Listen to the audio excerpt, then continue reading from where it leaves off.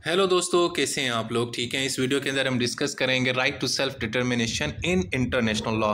International law के अंदर self determination का जो राइट है उसका क्या मतलब है। दोस्तों, सबसे पहले तो देखेंगे सेल्फ डिटर्मिनेशन। सेल्फ डिटर्मिनेशन का मतलब होता है अपने मुस्तकबिल के बारे में फैसला करना। यानी जब आपके पास एक आज़ादी होती है अपने मुस्तकबिल के बारे में कि भाई आपने मुस्तकबिल में क्या करना है, कहाँ रहना है, किसके साथ रहना है, आपका पॉलिटिकल स्टेटस क्या होगा, आप अपनी मईशत को किस तरह डेवलप करना चाहते हैं, अपने कल्चर को, अपनी सोसाइटी को, इसको हम बोलते हैं सेल्फ डिटर्मिनेशन। तो इंटरनेशनल लॉ ये हमें राइट देता है कि हम डिटरमाइन करें अपने मुस्तकबिल के बारे में कि भाई हमने किसके साथ रहना है, किसके साथ नहीं रहना। तो इसको बोलते हैं राइट टू सेल्फ डिटर्मिनेशन। अब इसमें होता यह है कि जब आप ये अपना राइट इस्तेमाल करते हैं तो उसके नतीजे में आम तौर पे एक नया मुल्क भी वजूद में आता है या बाज़ औक़ात आप एक नए मुल्क को ज्वाइन भी करते हैं। मिसाल के तौर पर एक दुनिया के अंदर एक ख़ास इलाका है, वो लोग चाहते हैं कि जी हमने किसी मुल्क के साथ नहीं रहना, हमें आज़ाद किया जाए, हम अपना मुल्क बनाना चाहते हैं। तो हम इसको बोलेंगे कि यार इन लोगों ने अपना राइट इस्तेमाल किया है। कौन सा right? Right to self determination. ठीक है। या बाज़ औक़ात कुछ लोग हैं, एक इलाका है, उसमें समझें कि कोई 3-4 करोड़ लोग रहते हैं, वो चाहते हैं कि जी हमने फ़लाँ मुल्क का हिस्सा बनना है, हम फ़लाँ मुल्क के साथ ज्वाइन करना चाहते हैं, तो इसको भी बोलेंगे राइट टू सेल्फ डिटर्मिनेशन। ठीक है। अब इसमें ये होता है कि ये एक्चुअली जो इसके अंदर अहम पॉइंट है ना, कि लोगों को हमने ये पावर दे दी है कि वो अपने मुतालिक कोई फ़ैसला कर पाएँ। जैसे बाज़ औक़ात आपको पता है कश्मीर का इशू चलता है, तो वहाँ पे भी कुछ लोग कहते हैं कि जी कश्मीरियों को ये राइट दिया जाए, राइट टू सेल्फ डिटर्मिनेशन का, कि वो अपने मुतालिक फ़ैसला करें कि आया उन्होंने पाकिस्तान के साथ रहना है, भारत के साथ रहना है या उन्होंने आज़ाद रहना है। तो यानी अक्सर लोग ये सेल्फ डिटर्मिनेशन का ना वहाँ पे इस्तेमाल करते हैं। अच्छा, अब ये जो राइट है ना, राइट टू सेल्फ डिटर्मिनेशन, इसको डिफरेंट गवर्नमेंट्स डिफरेंट तरीके से रिएक्ट करती हैं। कुछ हुकूमतें इसको अच्छा भी समझती हैं और लेकिन ज़्यादातर इसको मुखालफत भी करती हैं जब उनको ये सूट नहीं करता। ठीक है। लेकिन बहरहाल इंटरनेशनल लॉ ने इसको रिकग्नाइज़ किया है। उसने कहा है कि जनाब ये राइट जो है ना लोगों का है, अवाम का है, जनता का है, इसका ताल्लुक हुकूमत या रियासत से नहीं है। सो आपका और मुझे ये राइट दिया गया है इंटरनेशनल लॉ के अंदर कि हम यानी डिटरमाइन करें अपने बारे में कि हम किस मुल्क में रहना चाहते हैं, कौन सा पॉलिटिकल कल्चर या इकानमी या सोसाइटी हमें सूट करती है। अच्छा जी, अब इंटरनेशनल लॉ के अंदर देखा जाए तो यूनाइटेड नेशन का जो चार्टर है 1945 का, उसका आर्टिकल 1 सब क्लॉज 2, उसमें भी कहा गया है कि जनाब ये एक यूनाइटेड नेशन का जो है ना बुनियादी मकसद ये है कि जो प्रिंसिपल है ऑफ सेल्फ डिटर्मिनेशन उसको इज़्ज़त दी जाए, उसको माना जाए। इसी तरीके से आर्टिकल 55 में भी सपोर्ट किया गया है कि जनाब जो है ना आपस में दोस्ताना ताल्लुकात हों, लेकिन किस बुनियाद के ऊपर? Equal right and self determination of people. यानी लोगों का जो सेल्फ डिटर्मिनेशन का राइट है, इसको आपने हर सूरत में इज्जत देनी है। इसके अलावा जनाब 1966 के अंदर जो कवेनेंट बनाए गए, जैसे international covenant on civil and political rights and इसके अलावा international covenant on economic, social and cultural rights, इसके अंदर भी जनाब सेल्फ डिटर्मिनेशन की बात की गई है। और खुसूसन इनका जो आर्टिकल 1 है वो भी ये रिकग्नाइज करता है कि भाई ये पूरे लोगों का एक राइट है कि वो अपने सेल्फ डिटर्मिनेशन के राइट को इस्तेमाल करें। इसके अलावा यूनाइटेड नेशन की जनरल असेंबली की भी रेजोल्यूशंस मौजूद हैं, जैसे 1514 मौजूद है, 2625 मौजूद है। इसके अंदर भी राइट टू सेल्फ डिटर्मिनेशन का जिक्र है और उन्होंने इसको यानी कि ये भी कहा है कि भाई इसको मेक श्योर किया जाए। मिसाल के तौर पर जो डिक्लेरेशन था on the granting of independence to colonial countries and peoples 1960, उसके अंदर भी इसका जिक्र किया गया। इसके अलावा जो declaration on principles of international law है 1970, उसके अंदर भी कहा गया है कि भाई ये एक बुनियादी एक असूल है सेल्फ डिटर्मिनेशन का, इसका ज़रूर इस्तेमाल किया जाए। इसके अलावा हमारा जो इंटरनेशनल कोर्ट ऑफ जस्टिस है दोस्तों, वो भी जो है ना इसके सेल्फ डिटर्मिनेशन की अहमियत की बात करता है और उसको कहता है कि जी ये बड़ा अहम असूल है। और इवन के जहाँ पे भी कोई झगड़ा चल रहा है, टेरिटोरियल डिस्प्यूट चल रहा है या कहीं पे एक मुल्क ने दूसरी लोगों को अपने कंट्रोल में किया हुआ है और लोग वो आज़ादी चाहते हैं, तो वहाँ पे सेल्फ डिटर्मिनेशन के राइट का इस्तेमाल किया जाए। यानी कि हम अपने प्रॉब्लम को सॉल्व करने के लिए सेल्फ डिटर्मिनेशन के राइट का इस्तेमाल कर सकते हैं। इसके अलावा जो हमारा कस्टमरी इंटरनेशनल लॉ है वो हमेशा से इसी बात की जो है ना वो जो है ना इसकी बात करता है कि भाई सेल्फ डिटर्मिनेशन ये बुनियादी हक है लोगों का कि लोग डिसाइड करें कि उन्होंने किसके साथ रहना है, किसके साथ नहीं रहना। अच्छा जी, अब ये इसका क्राइटेरिया क्या है, यानी कि राइट टू सेल्फ डिटर्मिनेशन को हम किस तरह अचीव कर सकते हैं। देखें जी, कोई भी शख्स या लोगों का ग्रुप जो है ना, वो राइट टू सेल्फ डिटर्मिनेशन को जो है ना अचीव कर सकता है जब वो तीन चीज़ें कर सकते हैं। यानी कि एक तो वो ये है कि अपने लिए एक नया मुल्क बनाएंगे। जब आप अपने लिए कोई नया मुल्क बनाते हैं, आज़ाद मुल्क बनाते हैं, तो एक्चुअली आपने पता है क्या किया, आपने राइट टू सेल्फ डिटर्मिनेशन का इस्तेमाल किया। इसी तरीके से जब आप किसी मुल्क को ज्वाइन करते हैं या वहाँ पे काम करने जाते हैं और या किसी मुल्क की नेशनैलिटी लेते हैं, तो इसको भी बोलते हैं राइट टू सेल्फ डिटर्मिनेशन, कि भाई आपने उस राइट का इस्तेमाल करके आपने ये काम किया। इसी तरीके से जब आप किसी और कंट्री का हिस्सा बनते हैं, अपनी मर्ज़ी से, अपनी ख्वाहिश से वहाँ जाते हैं, परमानेंट रेजिडेंट बन जाते हैं, तो हम भी इसको भी बोलते हैं कि जनाब इन्होंने राइट टू सेल्फ डिटर्मिनेशन का इस्तेमाल किया। तो जनाब ये जो डेफिनेशन है, ये डिक्लेरेशन ऑफ फ्रेंडली रिलेशन के अंदर भी इसको जनाब कंफर्म किया गया है। तो जनाब ये वो चीज़ें हैं, ये वो क्राइटेरिया है जहाँ से हमें पता चलता है कि हमने राइट टू सेल्फ डिटर्मिनेशन का इस्तेमाल किया है।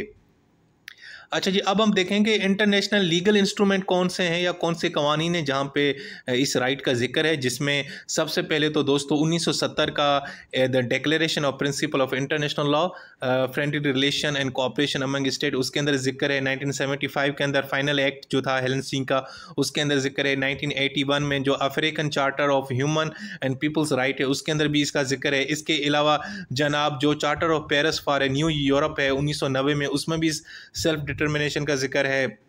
इसके अलावा 1993 के अंदर जो वेना कन्वेंशन डिक्लेरेशन और प्रोग्राम ऑफ एक्शन आया था, उसके अंदर भी इसका जिक्र है। इवन के दोस्तों यूनाइटेड नेशन की जो ह्यूमन राइट्स की कमेटी है ना, उसने तो इस राइट के बारे में डिटेल में बात किया, एक्सप्लेन किया है कि उसको आप किस तरह यूज़ कर सकते हैं और किस तरह इसको एग्जीक्यूट कर सकते हैं। अच्छा जी, अब हम देखेंगे टाइप्स ऑफ सेल्फ डिटर्मिनेशन। दोस्तों सबसे पहले है इंटरनल सेल्फ डिटर्मिनेशन। ये बड़ा मज़ेदार है और इजी है। इसमें क्या होता है दोस्तों कि मिसाल के तौर पर आप किसी एक मुल्क में रहते हैं, ठीक है, मिसाल के तौर पर आप भारतीय हैं या आप पाकिस्तानी, आप बांग्लादेश में रहते हैं, तो वहाँ पे जनाब उस मुल्क में रहते हुए आपके पास भी सेल्फ डिटर्मिनेशन का राइट है कि आप अपनी मर्ज़ी से अपने लीडर को चूज़ करें इलेक्शन के ज़रिए। और आप चाहते, और दूसरा ये कि आपके अपने कल्चर के ऊपर आपका कंट्रोल हो, आप अपनी लैंग्वेज को सही तरीके से इस्तेमाल कर सकें, अपने रिसोर्सेज को इस्तेमाल कर सकें, आपको अपनी लैंग्वेज में बात करने की इजाज़त हो, अपने कल्चर को प्रमोट करने की इजाज़त हो। इसके अलावा आप अपने लोकल और रीजनल मैटर्स के ऊपर खुद फैसला कर सकें। यानी जब आपको अपने मुल्क में रहते हुए एक मुकम्मल आज़ादी हो, पॉलिटिकल पॉइंट ऑफ व्यू से, माशी तौर पे, कल्चर के पॉइंट ऑफ व्यू से, तो हम इसको बोलते हैं इंटरनल सेल्फ डिटर्मिनेशन। जैसे पाकिस्तान में आजकल एक इशू है कि पाकिस्तान में इस वक्त जो मौजूदा हुकूमत है उसके बारे में इल्ज़ाम है पीटीआई की तरफ से, पाकिस्तान तहरीक इंसाफ एक सियासी जमात है पाकिस्तान के अंदर, जिसके जो फाउंडर हैं वो आपको पता है इमरान खान है। तो वो ये कहते हैं कि जी हम ये इलेक्शन जीत गए थे, लेकिन हमें इलेक्शन यानी कि हुकूमत नहीं दी गई, और धांधली करके जो दूसरी सियासी पार्टी है नून लीग और पीपल्स पार्टी, उनको हुकूमत दी गई है। तो पीटीआई के लोग यही कहते हैं कि जी हमारा जो राइट ऑफ सेल्फ डिटर्मिनेशन है वो हमें, यानी कि हमने उसको हमें इस्तेमाल करने नहीं दिया गया, हमने इस्तेमाल किया लेकिन आपने ना किसी और को दी, और ये हमारा जो राइट था इसको आपने जनाब जो है ना ख़राब किया है, इसको आपने हमें इस्तेमाल नहीं करने दिया। इसका एक और एग्जांपल भी है, आमतौर पे स्कॉटलैंड आप देखें कि वो जो है ना यूनाइटेड किंगडम के अंदर रहते हुए भी अपनी लोकल गवर्नमेंट, अपने कल्चर राइट्स को वो लेके चलता है, अपने कल्चर्स को फॉलो करता है, अपनी लोकल गवर्नमेंट के सेटअप को बनाता है। यानी वो यूनाइटेड किंगडम का हिस्सा होते हुए भी उसके पास इंटरनल सेल्फ डिटर्मिनेशन है। इसके अलावा एक दूसरी चीज़ है वो एक्सटर्नल सेल्फ डिटर्मिनेशन है कि जब आप एक मुल्क में रहते हैं, उससे अलग होकर एक नया मुल्क बनाते हैं या किसी और मुल्क को ज्वाइन करते हैं, ठीक है। जैसे आमतौर पे जब पाकिस्तान और भारत अंग्रेज़ से आज़ादी ली, ठीक है, तो पहले हम कॉलोनाइज्ड थे, हम कॉलोनीज़ थे इसके अंग्रेज़ों के, फिर हमने आज़ादी हासिल कर ली। इसी तरीके से कुछ लोग हैं उसके ऊपर किसी मुल्क ने कब्ज़ा कर रखा हुआ है, वो लोग वहाँ से आज़ादी हासिल करते हैं, ठीक है। किसी ने आपके ऊपर यानी कि आपको अपने अंडर प्रेशर रखा था, आपने वहाँ से आज़ादी हासिल की। इसका मिसाल यही है कि इंडिया ने जो आज़ादी हासिल की 1947 में, पाकिस्तान ने जो आज़ादी हासिल की, ये सारी चीज़ें एग्जाम्पल हैं एक्सटर्नल सेल्फ डिटर्मिनेशन में। एक्सटर्नल का मतलब है कि बाहर की कुव्वत से आज़ादी हासिल करना, ठीक है, यानी आपने एक अलग से बाहर की कुव्वत को शिकस्त देके अपनी राइट को इस्तेमाल किया। इंटरनल सेल्फ डिटर्मिनेशन होती है कि उस मुल्क में रहते हुए आप अपने हकूक़ के लिए जो जंग लड़ते हैं, जो आप अपनी मर्ज़ी से जो चीज़ करना चाहते हैं, उसको हम कहते हैं इंटरनल सेल्फ डिटर्मिनेशन।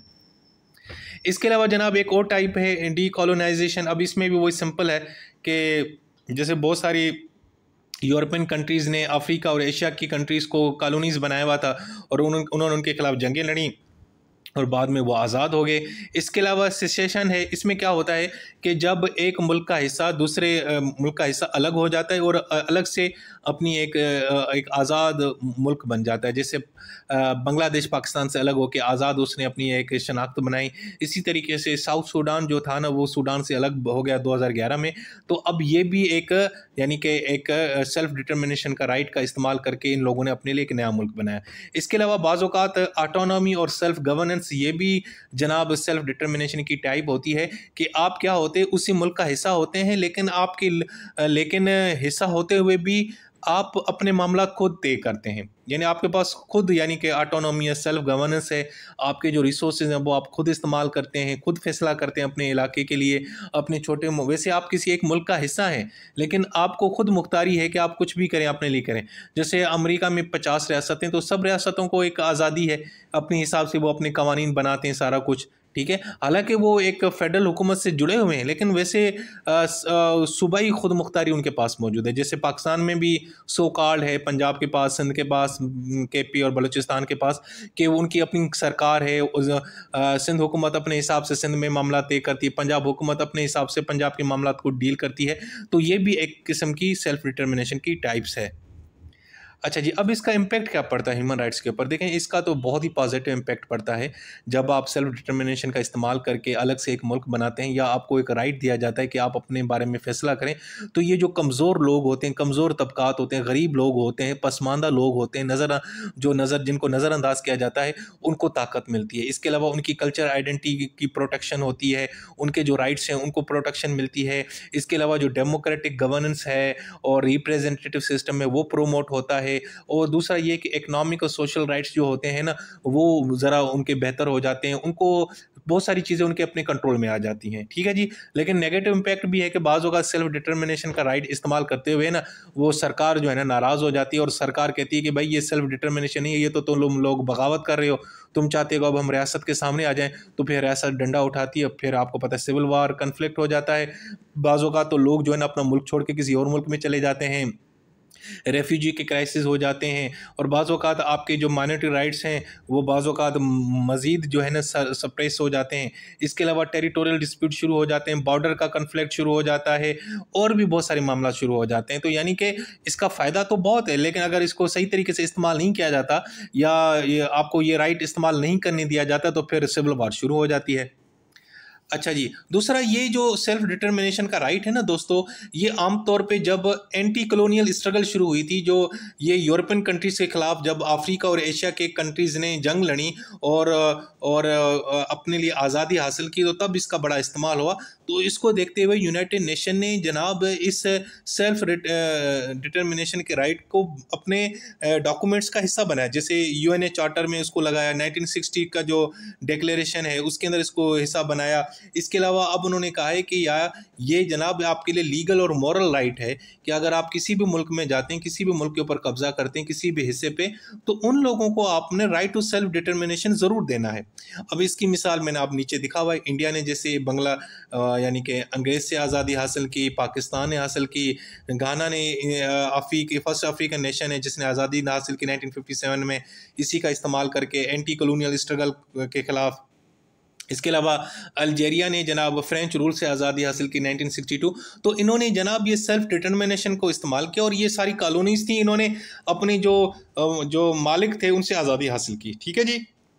और ये इन्होंने इस राइट को इस्तेमाल करके अपने लिए आज़ादी का इंतखाब किया। इसके अलावा जनाब इकनॉमिक डेवलपमेंट में भी बड़ी अहम चीज़ है। जब आप लोगों को सेल्फ डिटर्मिनेशन का राइट देते हैं तो लोग जो है ना अपनी इकनॉमिक डेवलपमेंट के ऊपर फोकस करते हैं। जब आप लोगों को आज़ादी देते हैं ना कि दोस्तों की जाइए, आपको आज़ादी है, अपनी अपनी पसंद की जॉब करें, अपने पसंद के आपके जो अपने रिसोर्सेज हैं उनको इस्तेमाल करें। मिसाल के तौर पर एक इलाका है, वहाँ पे बड़े जो है ना सोने के, तांबे के डायमंड के ज़खायर मौजूद हैं, वाट एवर कुछ भी मौजूद है, लेकिन आपको वो इस्तेमाल नहीं करने दिया जाता। तो इसका मतलब है कि आपका सेल्फ डिटर्मिनेशन का राइट आपको नहीं दिया जा रहा। अगर आपको राइट दिया जाएगा कि भाई ये जो ज़खायर हैं ये आपके हैं, आप ही इनको इस्तेमाल करें, तो फिर क्या होता है, फिर उस इलाके में तरक्की होगी, लोकल इकानमी बेहतर होगी, वेल्थ और लेबर के मामला बेहतर होंगे, गुर्बत, अंडर डेवलपमेंट, इकनॉमिक एक्सप्लॉयटेशन ख़त्म होगी। इन्हें ये जो यानी कि जो लोगों के अंदर बराबरी नहीं होती, ठीक है ना, क्लास सिस्टम है वो ख़त्म हो जाएगा, सोशल प्रोग्रेस बेहतर होगी, ह्यूमन डेवलपमेंट बेहतर होगी, लोगों की ज़िंदगी बेहतर होगी। ठीक है, जब एक इलाका है वहाँ पे बहुत सारे माशी तौर पे बड़ी अपॉर्चुनिटीज़ मौजूद हैं, लेकिन आप लोगों को राइट नहीं देते कि वो अपने रिसोर्सेज का खुद इस्तेमाल करें, बल्कि वो आप एक्सट्रैक्ट करके अपने पास रखते हैं। जब आप उनको आज़ादी देंगे तो वो इसका इस्तेमाल करेंगे, तो उस मुल्क उस इलाके में तरक्की हो जाएगी इकनॉमिक पॉइंट ऑफ व्यू से। सो इकनॉमिक पॉइंट ऑफ व्यू से भी राइट टू सेल्फ डिटर्मिनेशन बड़ी अहम चीज़ है। ठीक है जी।